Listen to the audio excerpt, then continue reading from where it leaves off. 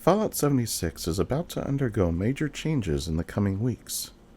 Before I get into the details, I want to touch base on the current situation with server instability. Since the release of Steel Rain, the public servers have been experiencing periods of lag which sometimes results in disconnects. While it may seem like Bethesda is doing nothing to fix the issue, I think that line of thought is inherently fallacious. First, the dupers are using multiple methods to cheat. It would have been far easier to fix it had it been just one method. That said, they all seem to rely on one factor: server crash or game crash. Since either of these situations causes your character to roll back, it makes patching the issue that much more difficult. While there is a fix that would solve this issue, it would affect everyone, including those who are playing the game legitimately. This solution being removing or disabling the rollback function. However, doing this can and will negatively impact legit players. So in my view, we need to be patient.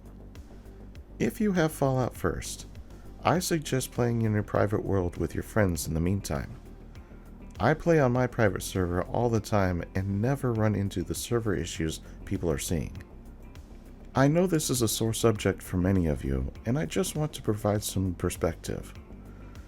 Getting mad or attacking Bethesda is only giving these cheaters what they want, and have wanted all along: to ruin the game because they can or just didn't get what they wanted out of Bethesda.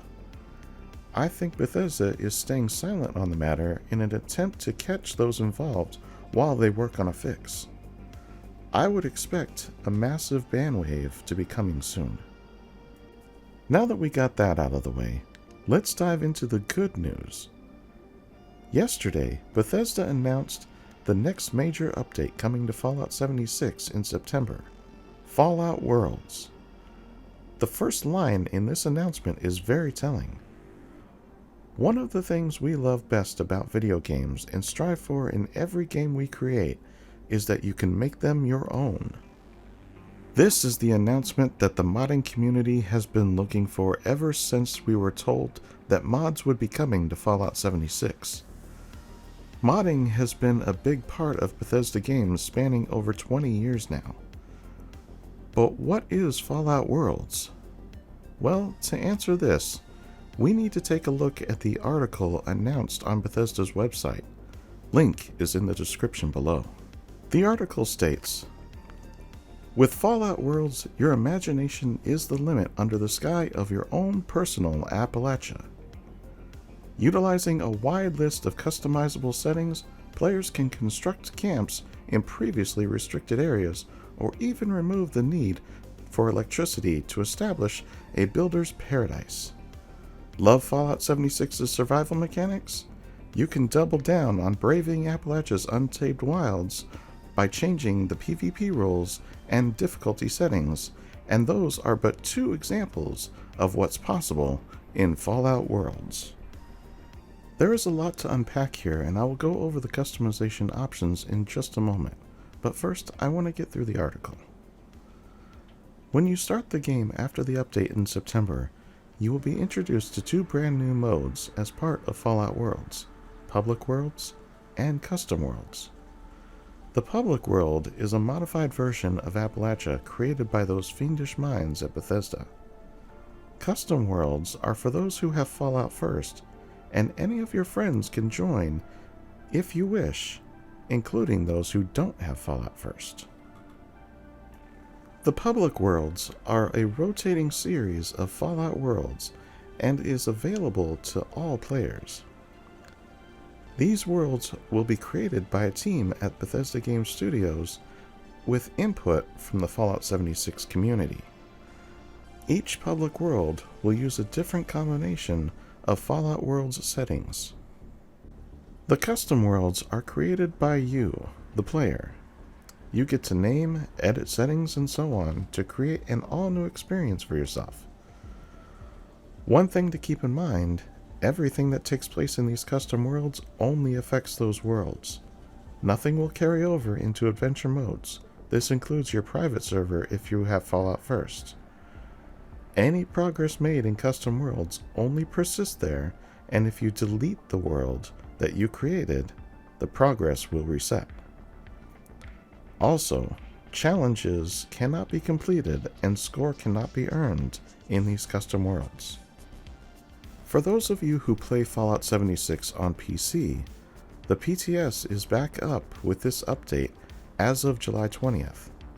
Not only is Fallout Worlds available to test on the PTS, but we also have the next update for daily ops. So I highly suggest going to the PTS to test everything. Now, let's talk about the details. What can you edit in the settings for these worlds?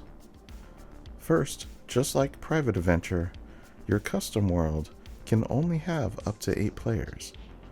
When you first enter the Custom Worlds category, you will need to create a custom world and name it.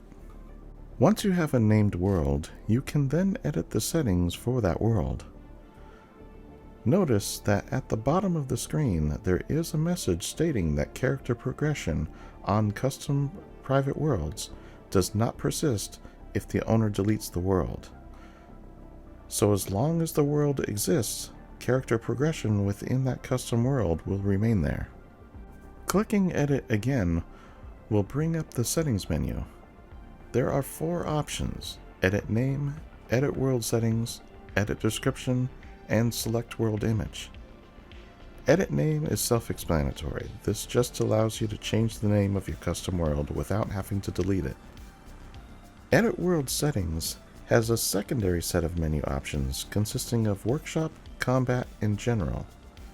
One thing to remember, this information is coming from the PTS, and as such is subject to change prior to launch. Starting with Workshop, we see several options. Free Workbench Crafting. This can be turned off or on. On just means you don't consume materials when crafting, and off is just standard crafting.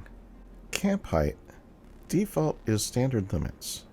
High is plus 50%, Very High is plus 100%, and Nuclear is plus 300%. Relaxed camp placement will allow camps to be built in and around some existing exterior locations. Default is standard placement. Partially relaxed does not say what it means, so I would expect it to follow some of the same lines as the other settings in this menu. Fully relaxed also does not say what it means. Camp Power. Default is standard power requirements. Always powered means that items needing power will not actually need a power source. Free Building. Off is the default, which means you will consume resources as normal. On means building will not require resources. Camp Radius. Default is standard radius. High is plus 50%. Very high is plus 100%. Very low is minus 75%. Low is minus 50%. Camp Budget. Default is standard camp budget. High is plus 25%. Very high is plus 50%. Zero is 0%, or a better way to say that is unlimited. Extremely low is minus 75%. Very low is minus 50%. And low is minus 25%.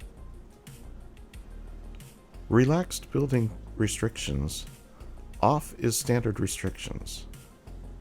On will allow fewer placement restrictions. What this means is not entirely clear. The next section is Combat.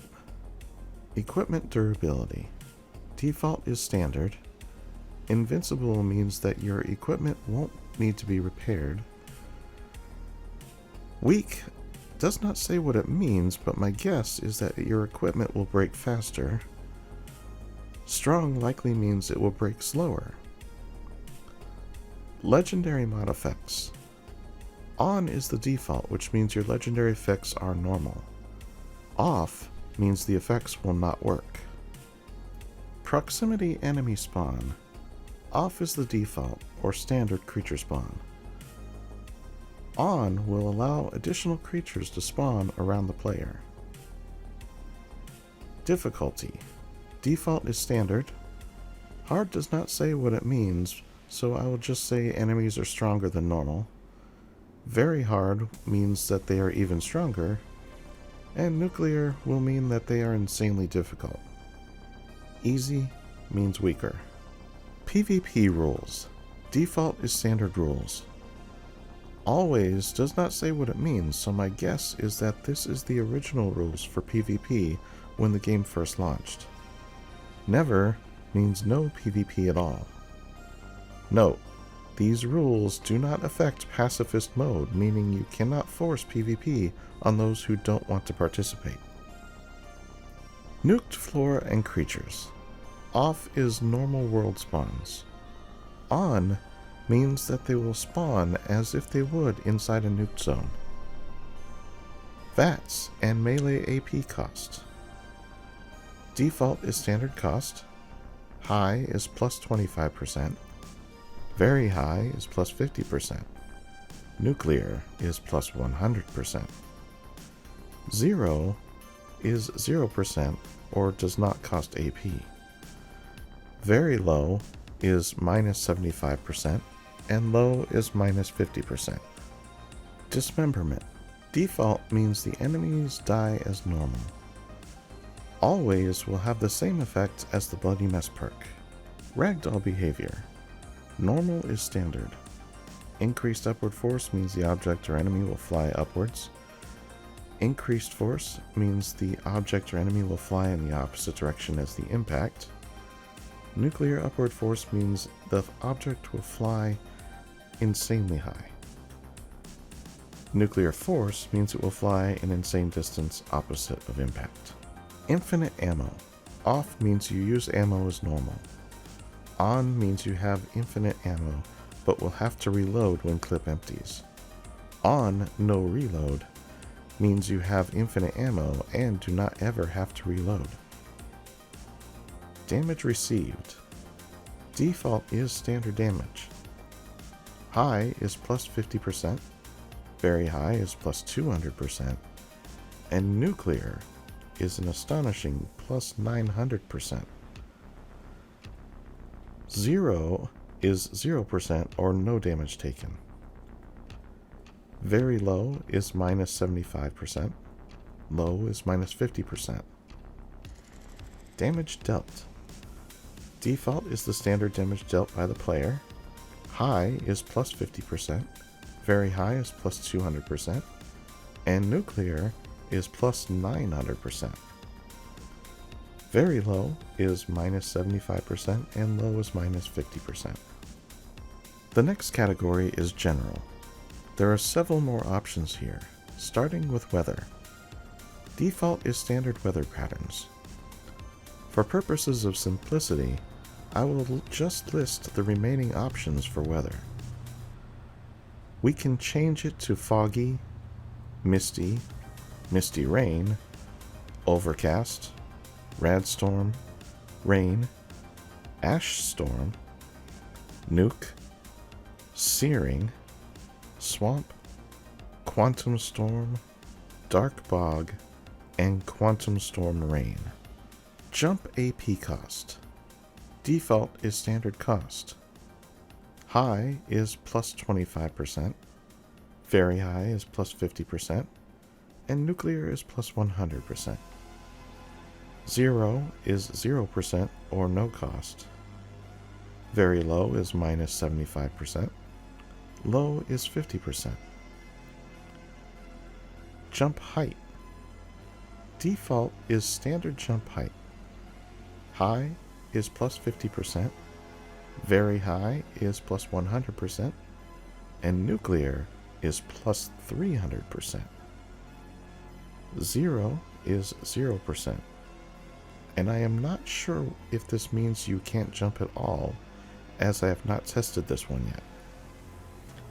Very low is minus 75% and low is minus 50%. Power armor drain. Default is standard fusion core depletion.